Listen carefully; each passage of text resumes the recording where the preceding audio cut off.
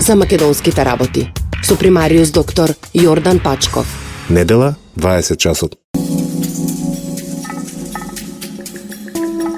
Чудовни слушатели, добра вечер. Еве ве поканувам да го проследите 25-тото мал јубилеј издание на емисијата за македонските работи со примариус доктор Јордан Пачков. Во вообичаениот термин се разбира в недела, нешто после 20 часот. Вечерава со едно малку видно изменета концепција на емисијата, земајќи во обзир дека досега имавте можност да ги следите моите коментари, моите ведувања, моите тези, ако може така да се каже, за политичките збиднувања кои што се во фокусот на интересот на македонската јавност, кој што често пати морам да кажам дека како еден заложник на политиката кој што ни се случува веќе година и пол, па и повеќе од тоа, сме во состојба да дискутираме, да изнаоѓаме начини како да помогнеме, на некој си начин едноставно да партиципираме, ни криви, ни должни. Така вели нашиот народ. Еве јас ќе употребувам и такви конвенционални изрази, се со цел, како што реков, да го задржам вашето внимание. Значи, да го задржам вниманието на емисијата за македонските работи, кое што, како што реков, секоја недела после 20 часот е на програмите на радиодифузното предпријатие Радио Слободна Македонија. Вечерава ќе зборуваме за двете актуелности кои што се во фокусот на интересот, како што напоменав, кои што се уште немаат своја разрешница или поточно речено не ги знаеме реперкусиите, иако се насетува. Затоа што за едната грчевито се бори опозицијата со коалиционите партнери, а втората се разбира е во рацете или што се вели конците ги држи ВМРО, ДПМН или ако сакате поранешниот во наводници премиер на Република Македонија господинот Никола Груевски. А тоа се всушност она што ни се случуваше и кое што всушност, како што реков, веќе има свој победник, тоа е обидот да се руши Уставниот суд во Република Македонија, во наводници, и вториот дел ќе биде посветен повторно на она што беше како лајт мотив на неколкуте последователни емисии, а тоа се изборниот законник, поточно речено изборниот список, кој што колку и да трпи пречистувања, колку да трпи прекројувања, ако сакате да прифатите од тоа од мене како еден знак на сомнеш, тоа е единствениот. Истиот треба да биде на крајот кредибилен, како што бара опозицијата, тоест конечно да биде признаат и некој си дали ќе заокружи својата 10-та победа на изборите закажани на 5 јуни или пак некој ќе се радува после 10 години да дојде на власт, останува народот да каже. Референдумското прашање ќе биде кому македонскиот народ ќе му е повери, ако може така да се каже, палката или кормилото на бродот наречен Македонија. Еве, добра вечер и за мојот вечерашен гостин, професор Александар Даштевски. Инаку морам да признам малку локал патриотизам, мој сограѓанин, со кој што е компетентен од повеќе причини, затоа што покрај останатите титули кои што ги поседува, работни места на кои што циркулираше во текот на својата се уште млада кариера, ако може така да се каже, тој е за вас, да ви видиме што појасно, беше и поранешен член на Државната изборна комисија и проблемите, односно компетентноста за дискутирање на таа проблематика во секоја рака се можни исправни, барем од моја страна што го поканив за вечерашен гостин. И второто или она кој што во емисијата ќе биде прво, а тоа е, како што рековме, Уставниот суд, нападот во Уставниот суд кој што ги штити уставноста и законитоста во Република Македонија, поточно речено нападот во третата власт во Република Македонија, а тоа е судската власт. Но затоа потоа. Добра вечер, професоре. Добра вечер, благодарам на поканата. Се надевам дека ќе имаме и други можности да дискутираме и драго ми е што е почуваме овој прв пат. Ги поздравувам вашите слушатели. Секако.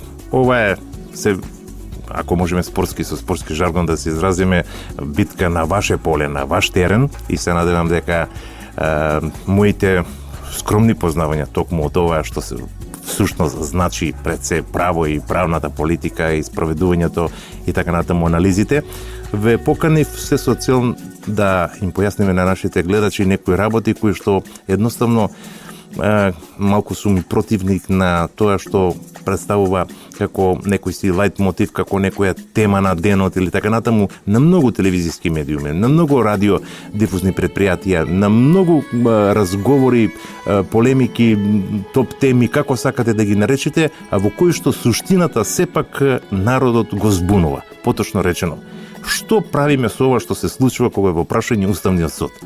Според моите размислувања, искрено да ви кажам, ова е обид на рушење на третата власт во Република Македонија, затоа што како пратени тоа го почувствува на 24 декември, ако се сеќавате, или така наречениот црн понеделник, кога се обиде опозицијата насилно да влезе во парламентот, во законодавниот дом на Република Македонија, во храмот на демократијата, насилно да направи едно сценарие кое што во соседството го имавме многу порано.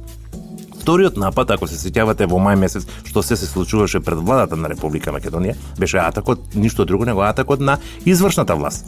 И ова е обидот на третата судска власт да се руши, да се пали во наводници, онака како што изјавува некои од кавадарци, членови на СДСМ, нивни одбори и така натаму, се со цел да се врши притисок врз судиите за нешто што всушност ќе биде, како што реков, лајмотив на вечерашната дискусија во првиот дел.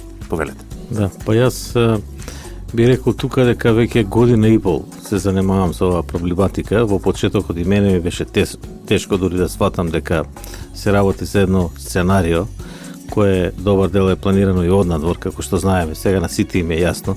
Тогаш не им беше јасно на поголем број од граѓаните. Јас тогаш морав да употребувам некои стручни термини и се бара по стручната литература што всушност се случува. Меѓутоа брзо дознавме, имајќи го предвид и интернетот кој има многу информации, дека се работи за едно сценарио организирано од страна опозицијата, кое сценарио беше поврзано во соработка со странски служби. Не ги дознавме, се надевам дека еден ден тоа ќе биде многу јасно во македонската јавност, дека кои се точно тие служби, така наречени чадор од страна на опозицијата, и они не сакаат да ги кажат, затоа што ако ги кажат нема да биде добро за нив. Так. И тоа е тој чадор кој сега сите отприлика некои држави ги знаеме.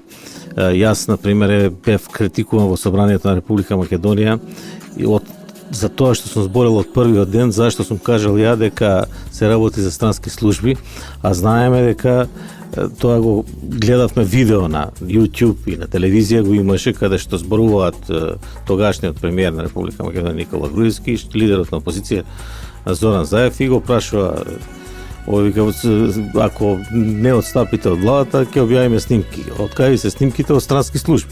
Че тоа го кажува лидерот, ја не го измислувам. Значи, све што збориме тука се случило и сме го прочитале некаде. Потоа му вика, кои се тие служби? Вика, тие дали се од соседството? Он вика, да, од подалечното соседство. Со оглед, ако земеме дека, да речеме, службите се во главниот град, као македонската служба е во Скопје, значи најдалечна служба е во Атина. И затоа почнат сите да викаат дека се работи за грчките служби. Затоа што рече подалечно соседство.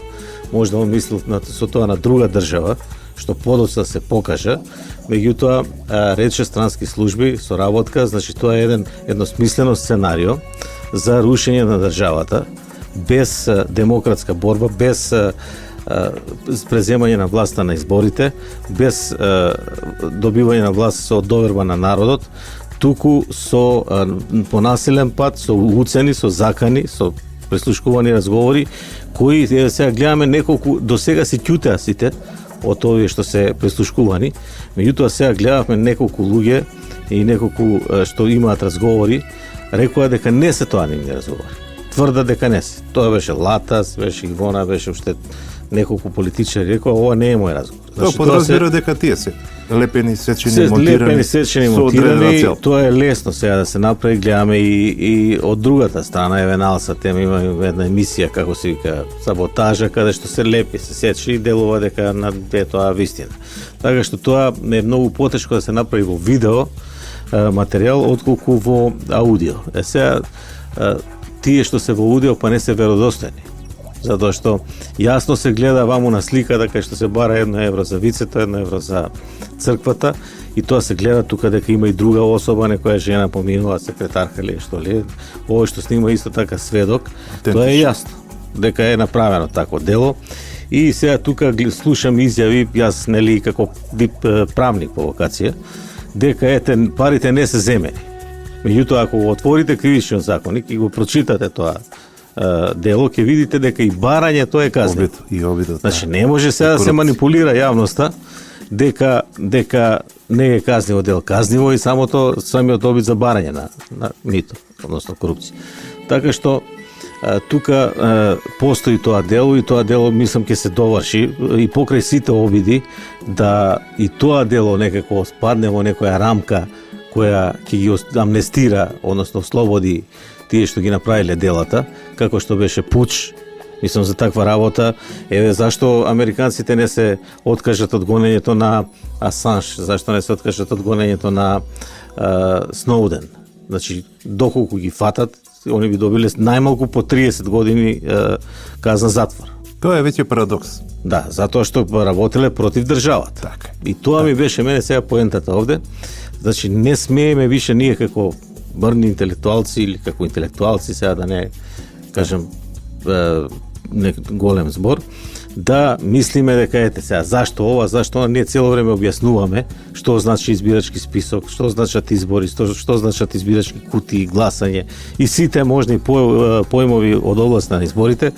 Меѓутоа, ние мора да бидеме конечно свесни да кажеме отворено дека опозицијата бега од изборите. Затоа што јасни се анкетите, јасно е сценариото, дестабилизација на државата. Значи, со ова ние сите знаеме и тоа не е тајна, сите го признаваат. И власта и опозицијата дека ова ствара и политичка и економска криза, а како што видовме пред некој ден и порано и по Куманово, значи и безбедностна криза. Значи ги создава сите тие три кризи кои ги продлабочуваат и со тоа се сака некако да падне рейтингот на власта и да се качи на опозицијата, па барем бидејќи јасно е кој ќе победи, кој ќе изгуби на изборите. Анкетите ги прават странски организации, реномирани со по 30-40 години искуство во областа на истражување на јавно мислење. И каде што плюс минус 2 до 3% плюс минус, так. Многу е тоа, плюс минус 2% максимум. Максимум 1%. Бидејќи ако земете вие на милион гласачи, 1% е многу. А ние имаме 1.800.000, нека излезат милиони. Оние примероци се 1000-1200 најповеќе. Да, они ги прават, да, меѓутоа тие ги делат после со вкупниот број на гласачи, така што и затоа ги прават они. Затоа што гледаме дека е вклучена и меѓународната заедница во целата ова операција и сега би било глупаво да изгубат на избори, а толкава бука се крена за ништо. И затоа сега се манипулира со разни работи, па рековме нели ќе почнеме прво од Уставниот суд. Тоа исто така беше со цел да се добијат политички поени без никакви оправдани причини. Да, тука јас се извинувам што ќе прекинувам, само сакам да го потенцирам затоа што им ветивме на гледачи дека во првиот дел ќе дискутираме токму за овој феномен, ако може така да го наречеме, што се случува само на македонското политичко милје и во оваа средина, а всушност кое што има многу дебуази и дубиози и ќе има многу последици. Затоа што Уставниот суд на Република Македонија ги знаеме надлежностите. Вие сте правник, знаете дека нели тие имаат одлучува за согласност на законите со уставот, потоа одлучува за согласност со други прописи, колективни договори и така натаму, помеѓу останатото да ги штити слободите на правата на граѓаните, тоа во глава 2 и 3. Но она што најповеќе направи не една дилема, еден можам да кажам хаос кај луѓето, дури на улица ќе ме прашаат, абе докторе, што со ова, што надо? Зошто се мешат ингеренции на председателот на државата? Во него во оној сегмент каде што се во прашање неговото право за помилување. И ги спомнуваат меѓу останатите педофилите, ги спомнуваат другите прекршители на законот и на крајот на криштата и оние кои што вршиле кривични дела приликом изборите или гласањето и така натаму. Најповеќе поентата се фокусира токму на ова, под сомнеж дека Груевски и компанијата и фамилијата, како сакате во наводници, се тие кои што сакаат да се спасат и председателот да ги аболицира. Ако се земете на крајот на краиштата се бори за такви права човекот кој што е аболициран од председателот на државата, ова е спаѓа еден нонсенс, ако може така да се каже. Па сакам ваша анализа на сето ова што се случува со правата. Дали овој закон е од сега или овој закон има своја етиологија 1992 година, ако не се лажам. Вака се, например, ќе дам еден мал увод за да бидат работите појасни и после ќе образложам за Уставен суд. Значи, воведот бил тоа што всушност во тоа сценарио што го зборуваме ние за рушење на правниот поредок се вклучени сите институции на системот. И ние гледаме, сега имаме техничка влада. Значи никој нема техничка, па паралелно едни министри и други. Па имаме специјално јавно обвинителство. Сметате ли дека тоа е коалиција помеѓу ВМРО и СДСМ? Затоа што Оливер Спасовски, Ременска се тука. Јас тоа го сметам баш као техничка влада која не може да не повлече нас напред, а они бараат цело време одлагање на изборите, но не лицата потоа. И со тоа не се развива Македонија, бидејќи не може да се спромени никаква програма. Они се технички само за спроведување на изборите, нели? Не се они за овие грандиозни проекти во инвестирањето во инфраструктурата и во така натаму. Но повлекува многу потези позитивни за нивните активисти, членови и така натаму. Вработувања, кариери по 3-4 како да кажем критериуми напред, одење, местење на положај се извинувам, на места кои што не ни сонувале да бидат, се со цел да им помогнат. Тоа е она што го зборуваме, значи доаѓање на власт без избори. И они сега се дел од власта без избори. Значи, они не добија ништо. Они тоа што го збора дека биле лажирани изборите, тоа никако не може да важи за 2014. Затоа што за 2014 немаше ниту еден прислушкуван разговор и немаше ниту една жалба од страна на СДС дека не биле регуларни, а имаа представници на сите избирачки места. Така што да продолжиме за овие институции на системот, значи, бидејќи се види дека јавно обвинителство е целосно пристрасно, дека работи во корист на опозицијата, значи прво го ослободи Верушевски, кој не соработуваше со судот, немаше никаква основа за ослободување, меѓутоа судот не сакаше да се создава тензии, го прифати тоа и го презема специјалното јавно обвинителство случајот Пуч. Па после се обеде со драстични мерки да се стават некои министри сега и функционери во притвор, па после ако не се докаже, они се одседеле таму 5-6 месеци, па пријатно. Така што, пошто не им се оствори тоа сценарио за Титаник, тие сега бараат преку либерална партија, која за мене е месна заедница, нели? Месна заедница има повеќе членови. Преку либерална партија бараат специјален суд. Значи, техничка влада, специјална, со технички министри, специјално јавно обвинителство, паралелни органи, специјален суд, тоа е дел од трите власти, судска, извршна и законодавна. И сега, фактички, што фали? Уште специјален парламент да направиме и ние имаме две држави. Може. И после, ако кога не викаа дека одите кон тоа да се распадне државата, они не се согласуваат со тоа. Во таа игра за рушење на институциите, сваќајќи дека специјален суд е невозможно да се направи, затоа што имаме редовни судови и тие се во уставот, исто е против уставно да се прави некој специјален суд, па нешто се обидува со специјално оделение во судот и така натаму, меѓутоа ни тоа не профункционира. Они се окомија се на уставниот суд без никаква причина. Значи да ги прашаме луѓето тие што беа таму, зашто вие штекувате, они одма педофили и не знам што и такви работи. Значи, тоа се работи во времето кога беше аболициран Зоран Заев поради огромниот криминал во Глобал од 8 милиони долари, а еве сега ако отидете во Струница ќе видите дека тоа воопшто не функционира. Значи тоа било направено само во тие причини. Да се исперат огромен број на пари, голема количина на пари и фактички сега не функционира. Никако пазар, никако продавници, никако ништо. Стои само таму и пропаѓа. И тогаш ВМРО одлучи да ги воведе овие неколку одредби, размислува кои да ги стават, кои би можеле да бидат проблем, затоа што претседател на државата беше Бранко Црвенковски и се одлучија за овие одредби за што беа избори и гласање, сексуален морал и сексуална слобода и затоа они педофилија, пошто тука спаѓа тоа дело, а не значи дека некој нема да одговара за тоа.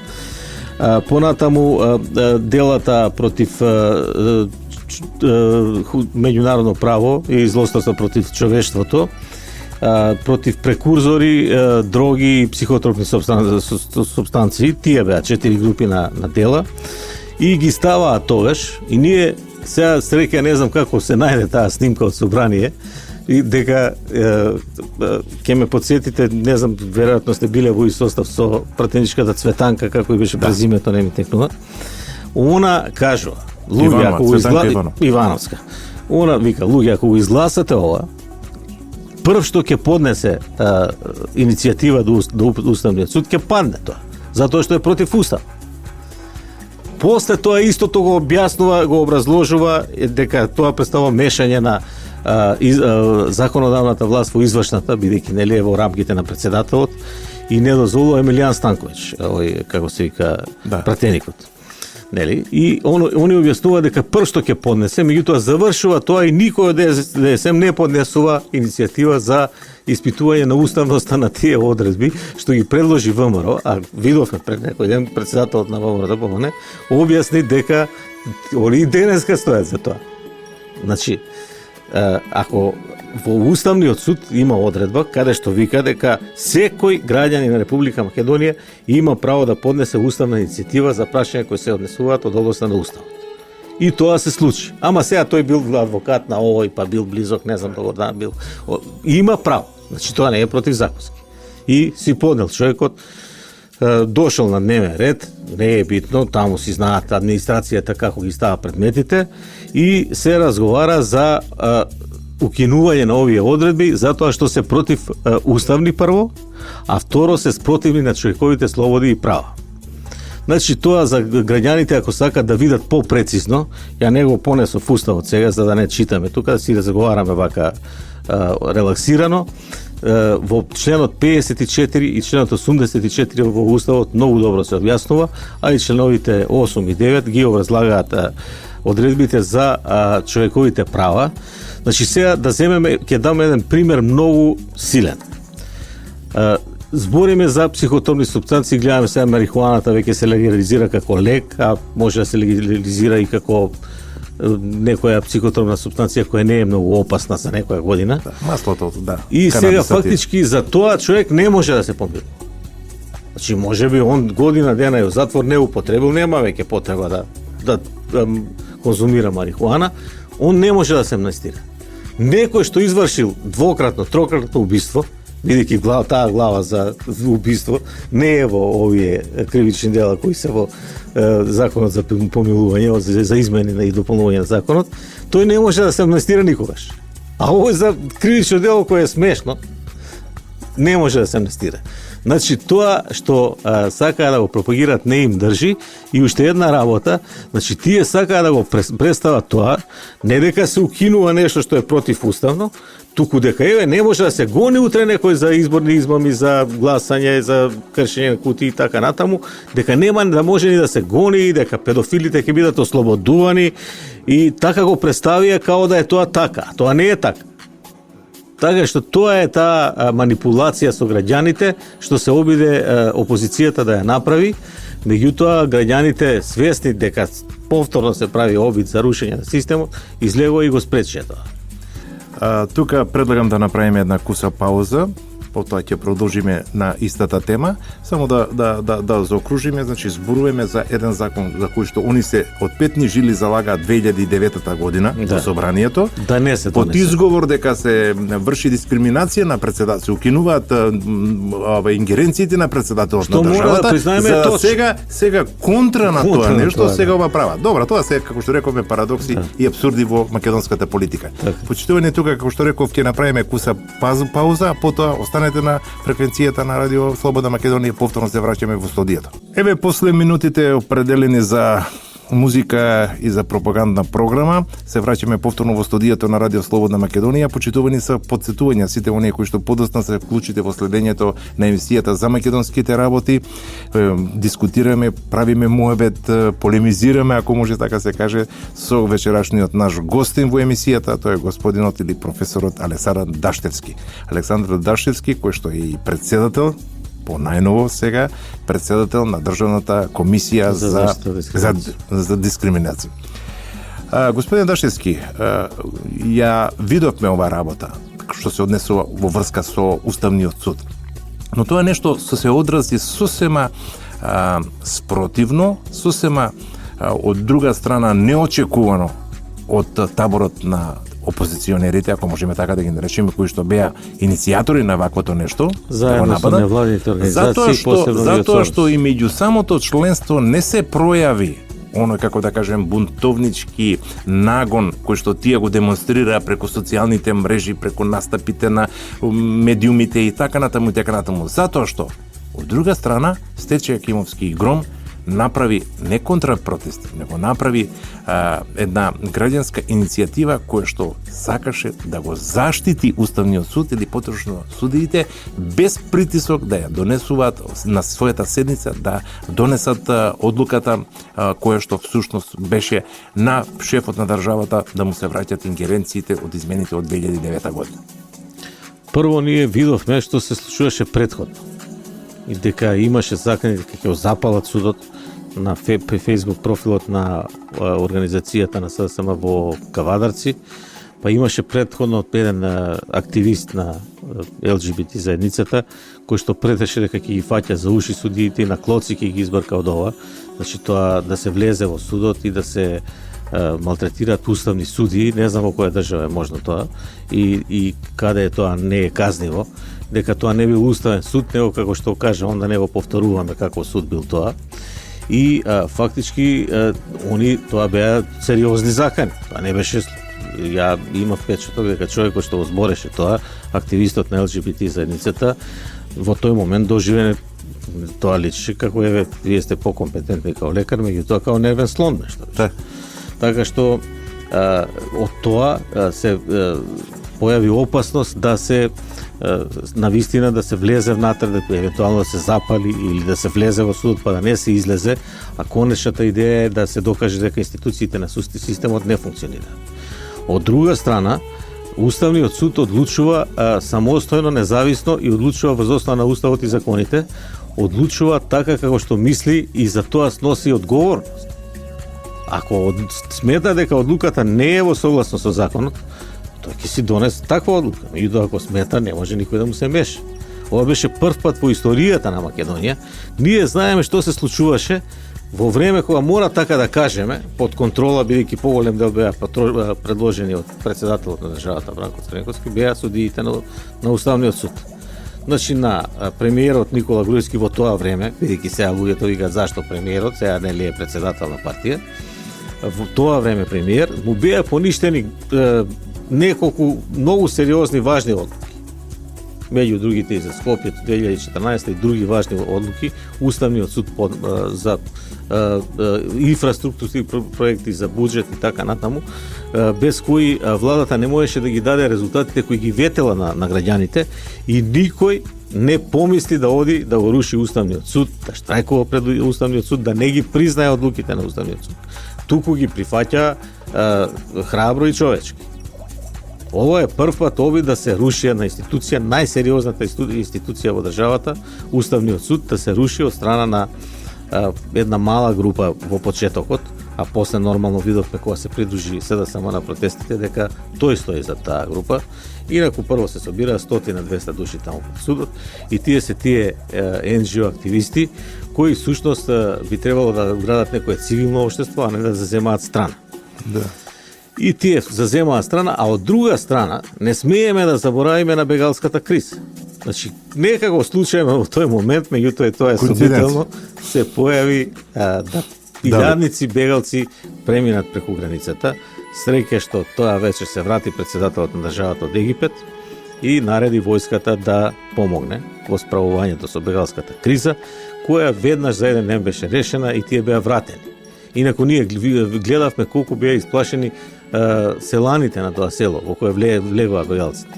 Значи тие живеат таму. Во контекст на ова што го зборувате, ќе ве потсетам на зборовите или на изјавата на вашиот пријател Филип Петровски, кој што беше кажа, дали ова што се случува сега со нападот на Уставниот суд, под наводници нападот, и бегалската криза, што им се случува на македонците на јужната граница со јужниот сосед Грција, е нешто слично што се случи понапред, а знаеме што се случи понапред, оние демонстрации пред владата на Република Македонија и напада, односно настаните во Кумановската населба Дивонаси.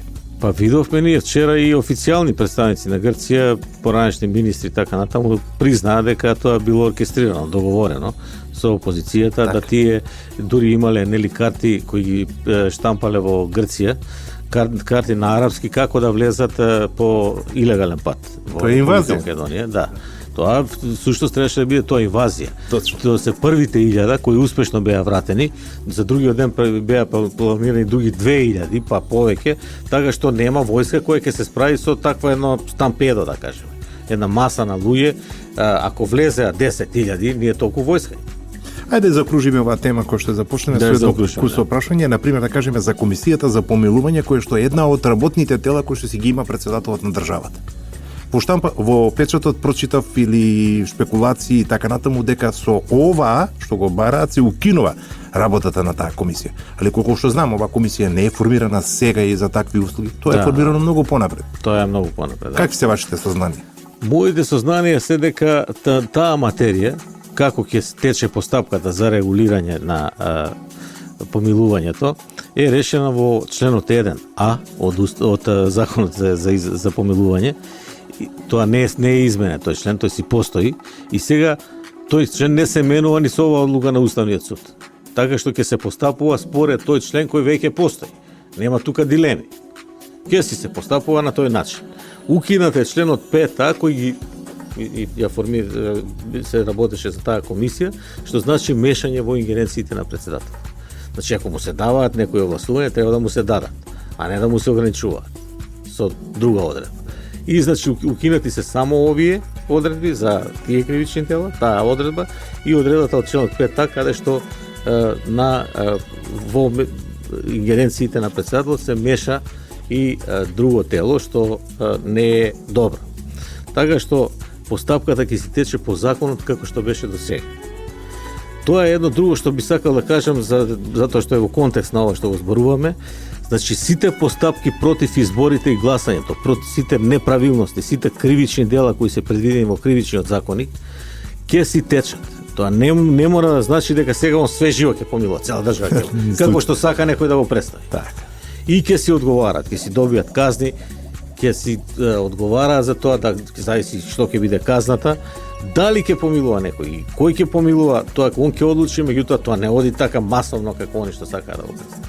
Тоа има постапка, ќе се спроведува таа постапка, он може и од поведувањето па до завршувањето да помилува, меѓутоа обично се гледа дали е успешна рехабилитацијата или не, и така се случува тоа. Друго е сега што се мисли дека тоа е направено поради власта, поради некои членови. Да, секој го толкува според своите желботеки, ако може така да се каже. Да, тоа не е така и мислам дека тоа е баш она што го кажа они 2009 година, дека овие одредби се противуставни, затоа што дадовме пример што значи тоа. Не може едни одредби да важат дури и потешки одредби за некои граѓани, а за други граѓани полесни одредби да видат построги, да кажем. Затоа што нели тие кривични дела се многу полесни од некои други кривични дела. Што се однесе до ова последното кривично дело против човештвото и меѓународното право, за тоа дело и така се предвидени многу строги казни. Така што помилувањето тука не игра многу голема улога. Тоа се работи за овие дела да се изедначат со сите други дела, а воглавном се работи за потешки казни од тие казни што се предвидени за овие дела. Тоа никој не го обид. Ако имавме, значи, обид да се направи еден, јас би рекол така, не мирен, него среден некој си пуќ во државата, со обид да се овие деструктивни елементи на некој си начин да направат и преврат, подобар израз, со нападот на законодавниот дом, значи на парламентот, на судската власт, сега со Уставниот суд, и на извршната власт, на ова, се јавува четвртиот институт, а тоа е претседателот на државата. Вие сами знаете на какви се негативни конотации најде неговата изјава за германскиот Билд, каде што неговиот гест фактички ја подели македонската јавност. Оние кои што се на страната или се обоени, да не кажам со боите на опозицијата, го напаѓа човекот кој што настапи најискрено, најчовечно, како што доликува на еден државник. Затоа што историјата ги памети државниците по нивните изреки и по нивните дела. И јас се надевам дека покрај на Ерга Омнес, Македонија Ерга Омнес на грците што ми ја упати Ѓорѓе Иванов, овој ќе биде вториот начин да се памети и тоа во позитивна конотација со изјавата за Билд. Така е. Значи, председателот на државата, кој е врвен интелектуалец, професор на универзитет, кој е основоположник на факултетот во склоп на правниот факултет за политички науки, значи таа насока, и е многу образован во таа област, значи начитан, е постојано изложен неоправдано на напади од граѓанскиот сектор, од опозицијата, дека е, не знам, недоволно присутен, неактивен и така натаму, иако тој гледаме дека си одржи рейтингот кој го има. И ја би му честитал на неговото однесување, бидејќи тој не навлезе во тие малограѓански политики што ги води граѓанскиот сектор против него и опозицијата, туку си го задржа нивото. Инаку главните негови овластувања се меѓународната политика и нели врховен команданте и безбедност. Тие главни особини тој си ги задржа. И кога беше Куманово, него го прозваа дека бил во Москва, меѓутоа му рече дека ситуацијата за Куманово е пратена неколку месеци, дека ги имале сите информации, дека информациите ги дале и на Бонстил, и на Косово, и на сите западни служби, меѓутоа никој ништо не презема. Значи не дека толку не бил во тек, а гледаме сега што се случи доле со бегалците. Ја мислам дека само една доверлива, бидејќи довербата е создава председателот и луѓето водени од него, и состојба и една висока подготвеност на армијата може да го спроведе тој чекор нормално во соработка со полицијата. Значи, со ова заокруживме еден дел на темата, иако за ова може да се дискутира многу време. Јас предлагам да направиме уште една пауза, а потоа ќе се вратиме во студиото да го елаборираме вториот дел што го најавив во воведот на емисијата, а тоа ќе биде она што повеќе сите сега не интересира, затоа што Државната изборна комисија заврши со првиот дел, ако може така да се каже, на прочистување на списокот, бележење, упоредување на податоци од 10 или 11 институции меродавни кои што треба да ги дадат сите оние кои што треба да бидат на избирачкиот список или не треба и така натаму, па да видиме во деновиве, например во четвртокот се шпекулираше дека некаде 500.000 гласа, опозицијата така тоа го програмише, дека 500.000 гласа се всушност фалсификат, груевски како ги добива и така натаму и така натаму. Но по паузата, кусата пауза. Еве, почитувани, по оваа куса пауза повторно се враќаме во студиото на Радио Слободна Македонија. Вие го следите 25-тото издание на емисијата за македонските работи со примариус доктор Јадан Пачко. Вечерашен мој гостин, повторно да ве потсетам, е професорот Александар Даштевски.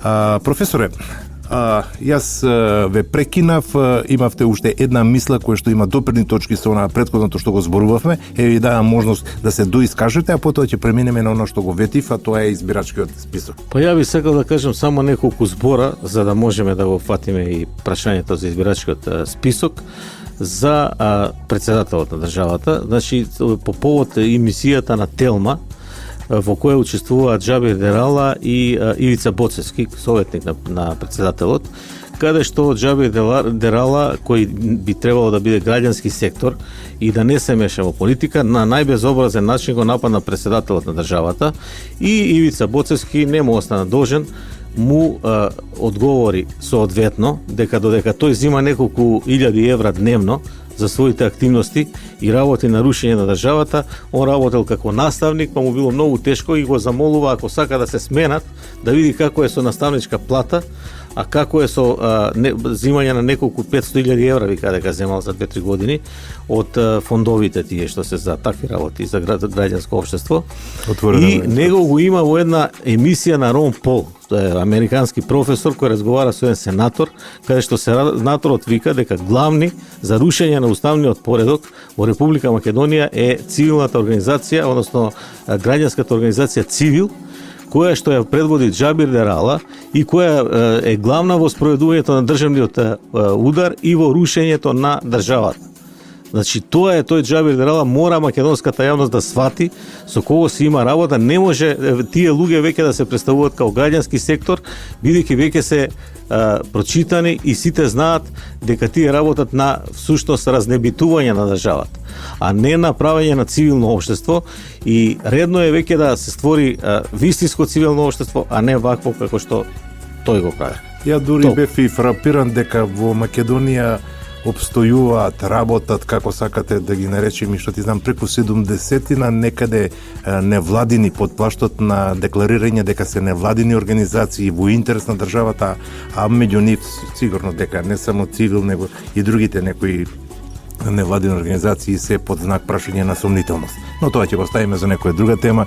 Ќе ве побрам повторно да бидете гостин во оваа емисија. А сега се вратиме на проблематизирањето, ако може да се каже, со избирачкиот список, кој што ќе се сложите со мене како некоја сламка за спасе на опозицијата, која што ова го протежураше, и се сеќавате на оние состаноци кои што беа на 2 јуни, ако не се лажам, и на 5 јули, кога се конечно се оформија заклучоците од Пржинскиот договор.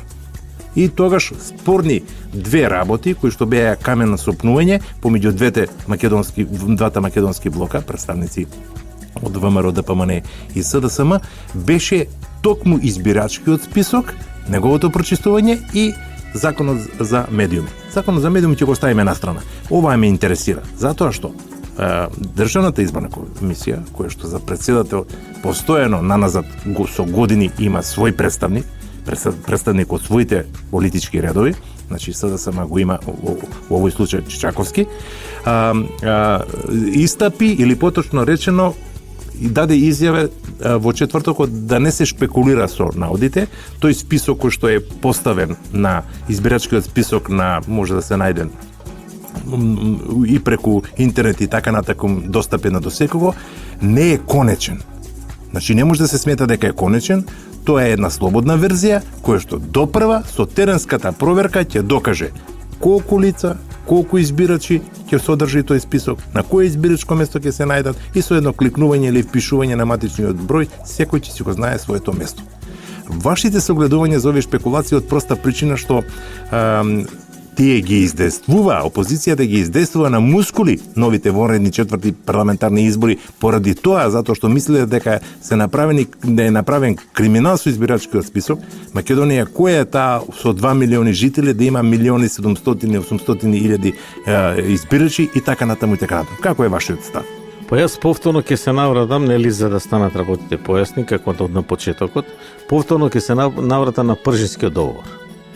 Кога се види дека на 2 јуни се потпиша тоа, меѓутоа не одеше како што треба, повторно дојде еврокомесарот Хан на 15 јули и он направија прецизно што треба да се направи и рокови. Сето тоа беше испочитувано од страна на опозицијата. Они имаа примедби дека се задоцни со техничките министри и уште што некои работи 20 на дена, меѓутоа сега веќе се одложени изборите па за месец дена. И премиерот, тогашниот премиер Никола Груевски, сегашниот председател на партијата, најкоректно си поднесе оставка. Прво на тоа се одеше, ако се сеќавате, нема да си поднесе, па тука они ќе профитираат и така натаму, меѓутоа тој си поднесе. И повторно е коректен. Избори на 5 јуни, наназад да се вратиме колку беше бонусот, се уште не е премиер. Сега се 120 дена. И ништо, нема проблем, он си ја тера својата агенда. Он и веќе пред неколку дена, една недела, изјави дека нема да се занимава со трачеви, туку ќе си ја тера својата агенда. И сега, што се случува? Значи, они се буне дека поради тие одлагања мора да се изборат, да се одложат изборите, меѓутоа тие веќе се одложени. Значи, месец дена они добија за тоа што месец дена тврдеа дека изгубиле со техничките министри и така натаму. Меѓутоа, во септември се договори тоа што беше најважно, во согласно со сите партии, 4 кои учествува најголеми партии, да се донесе нов изборен законник во неколку области, сега да не се повтараме, бидејќи најважен е избирачкиот список, и се договори методологија за прочистување на избирачки список, која е регулирана во членот 28 од изборниот законник. И таму во повеќе точки под А, Б, В, Г, Д, Д, Ж е регулирано како ќе се направи тоа, и дека треба да се донесат 2 правилника едниот е правилникот за прочистување на избирачки список, а другиот е правилник за бришење, односно вметнување на нови гласачи, бидејќи тоа е најчувствително прашање. И негде во јануари месец се договорија и двете, прво ги повлече забелешките ВМРО ДПМН од тие од што ги имаше за законот и за методологијата на прочистување, а подоцна ги повлече за после недела дена и убедување и од меѓународната заедница и од другите фактори, ги повлече и СДСМ. Значи веќе имавме чиста ситуација тогаш. А изборите се распиша за среќа со добра соработка со ДУИ на 24 април, не дека тоа сакаат они нешто да направат намерно, бидејќи тој датум е ставен во изборниот законник. Тогаш на 15 јули се договориле датумот да биде и да не смее да се помери, да мора да се стави, да мора да се бидат изборите на 24. И ставане во последните одредби, во неколку одредби, дека изборите мора да бидат на 24 април 2016 година. Значи, доколку не ги распишеше председателот на ВМРО ДПМН, односно ВМРО ДПМН и ДУИ заедно во парламентот собраа мнозинство да ги распишат, тоаш ќе беа виновни затоа што поставиле спротивно на изборниот законник. И сега, после промената што се направи таа вечер, за која не гласаше СДСМ, меѓутоа тие имаат мнозинство, е ставен датум 5 јули во јуни во законот. Значи ставене во законот, иако гледаме дека повторно се прават обиди нешто да се манипулира. И сега доаѓаме до избирачкиот список. Значи сега такви работи се направија само за да се излезе во пресед, нели, и поранешниот премиер, сегашниот председател на партијата беше критикуван што дава премногу отстапки и тој се извини на членството и на граѓаните на Република Македонија, меѓутоа рече дека тие отстапки ги прави за доброто на државата. И се дадоа такви отстапки, значи буџетот се дуплира.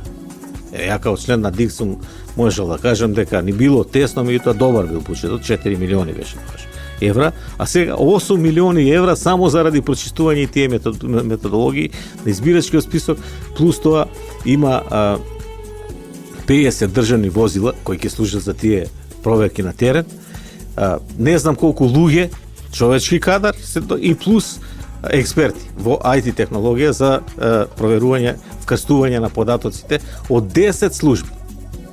Значи, тоа е нешто неверојатно. Ја мислам дека ни посилните држави го немаат тој начин на прочистување, а тоа е жива материја. Значи, избирачкиот список нема сега да се среди, зашто повторно ќе се раѓаат луѓе, ќе починуваат, не дај Боже, ќе се бришат од списокот, ќе се селат и така натаму, значи тоа е жива материја која постојано треба да се регулира. Јас затоа би им препорачал на сите партии да најдат некој начин кој е идеален за прочистување и кој во иднина нема да биде проблематичен.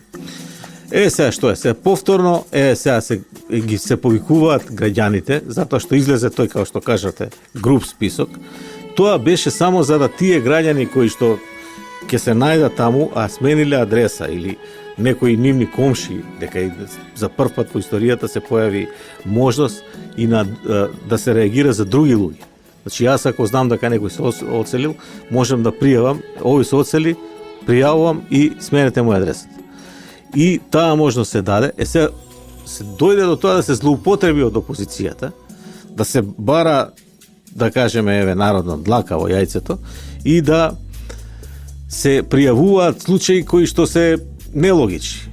Нели излегоа некои роми таму во некоја населба, Караорман, како се вика тоа... 103. Караорман. Да. Сите биле, тоа веројатно се работи за поранешни дивоградби, кои после се заведени сите под Караорман 103, а не по улици како што е ова. Меѓутоа тоа се нормални гласачи, живи луѓе кои имаат право на глас, нели секој граѓанин кој навршил 18 години во Република Македонија се стекнува со право на глас и тие мора да гласат. Без оглед што се води, а тоа што не се уредени улиците, тоа е во надлежност на локална самоуправа и таа ќе си ги уреди. Кога тогаш? Дали сега, дали, меѓутоа тие имаат право на глас и не се работи за граѓани кои живеат на една адреса. Тоа беше главниот изговор на опозицијата. Туку се работи за граѓани кои живеат во една населба која се води како Караорман 103. Значи, живеалиштата не играат, некој се имер не се релевантни од проста причина што имаме општества, каде што се гласа, да кажеме, електронски. Имаме биометриски податоци. Така што не може да се издаде лична карта на лице кое не постои. Сега имаше, нели, проблеми со овој чаушот кој издал лични карти фалсификувани и така натаму, за среќа се фати тоа, веќе се спречи на време, така што нема да има такви работи. Меѓутоа, овие што се тука се работи за такви случаи. И сега се проблематизираат од нив на страна 500.000 луѓе, значи едноставно се прави обид повторно се одлажат изборите.